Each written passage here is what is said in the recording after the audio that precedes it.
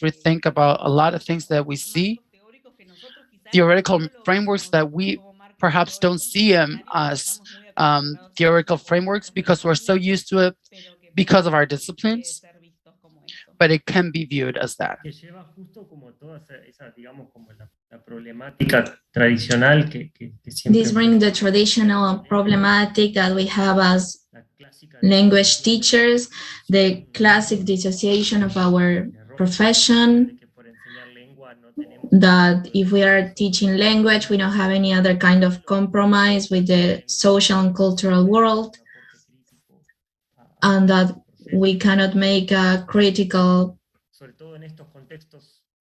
comment about the situation in the world. Even more now in today's context, when we have to evaluate and we have to see everything as a dialectic thing. The teaching, the language class can be a place where one can... We have other questions that take us to other Latin America questions. Do you think that reading of academic, that this can adapt to reading of academic text, and how do you apply it to teaching and language in reading and academic writing? I think so, yes, with different ways of doing it and articulating it. I'm using it in my academic English class at an university levels as students have 18 years old. They are analyzing with the theory framework of Bordeaux. They have just graduated from secondary school. I think that you can use it and adapt it.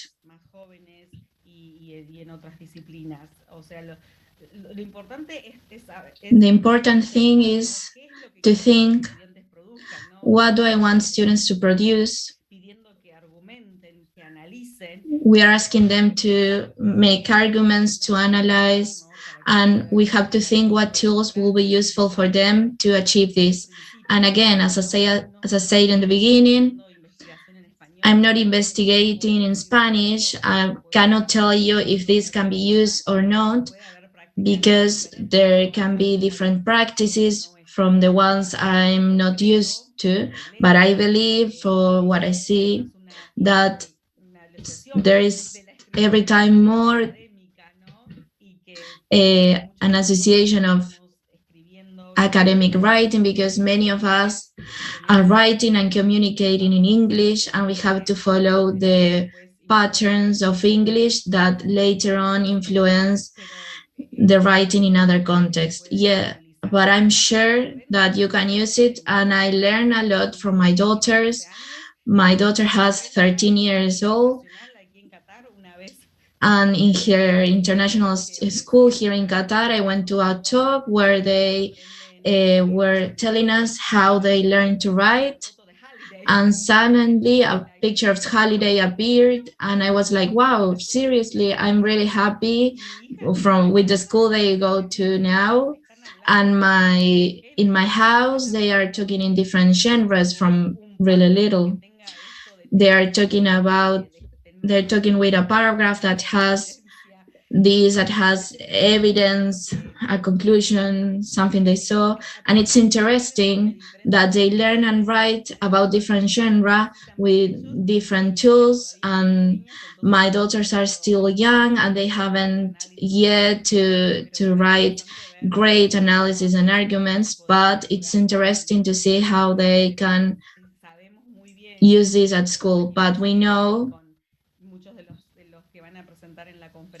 with the ones that are here now and the ones that are going to present in the conference, but that many things have been achieved with this, and I'm sure that you can use it.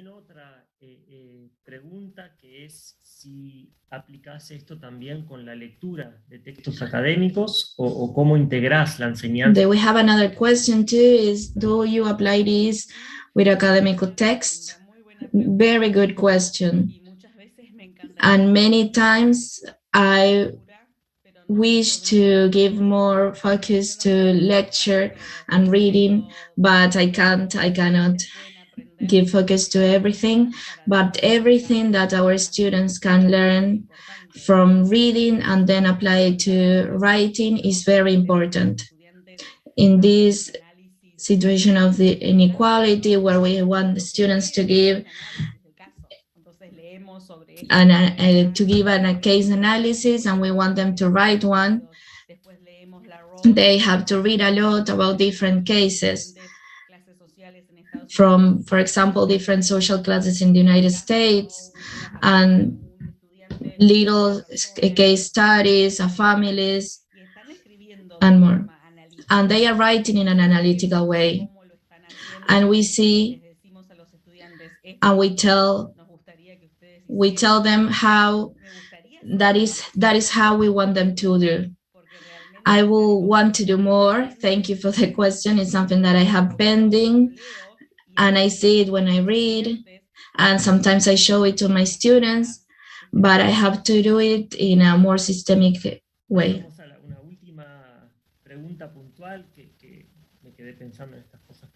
And now a last question. I was thinking about this.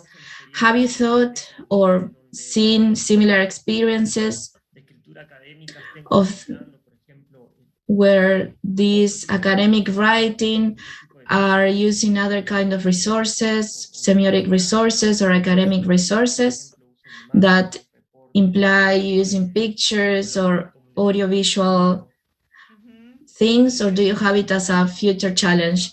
Yes, it's a good idea. We have it as a future challenge with help.